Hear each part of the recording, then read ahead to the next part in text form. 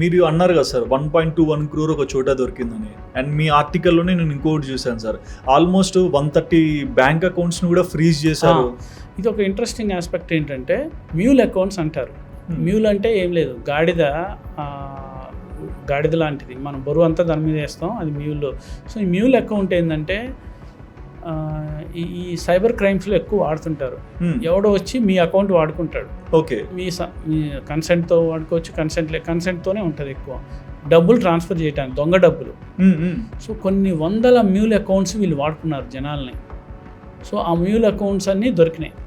ఈ mule accounts వాడుకొని ఈ షెల్ ఎంటిటీస్ ద్వారా ఈ మనీ హవాలా అంటే విడిగా ఉంటుంది, మనీ ఏంటంటే ఆన్లైన్లో, అది అఫీషియల్గా ఈ మనీని అంతా ఆ కంపెనీ నుంచి ఈ కంపెనీకి, ఈ కంపెనీ నుంచి ఆ కంపెనీకి మార్చి మ్యూల్ అకౌంట్స్ ద్వారా ఫైనల్గా ఎవడో క్యాష్ విత్డ్రా చేస్తాడు. సో దాన్ని వాడారు వీళ్ళు, ఈ హ్యూమన్ హెయిర్. అందుకని చెప్తున్నాను, ఈ హ్యూమన్ హెయిర్ స్మగ్లింగ్లో హవాలా ఉంది, అరకనెట్, సిగరెట్, వేరే స్మగ్లింగ్, గోల్డ్ స్మగ్లింగ్ లింక్స్ ఉన్నాయి, ఇండో మయన్మార్ దేశ భద్రతకు సంబంధించిన అంశాలు ఉన్నాయి.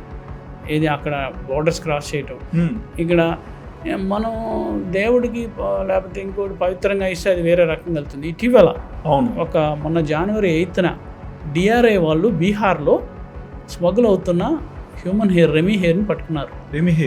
ఏంట్రా ఎక్కడి నుంచి వస్తుందంటే ఆరిజినేట్ వాడు కొనుక్కున్నాడు, అమ్మినోడు.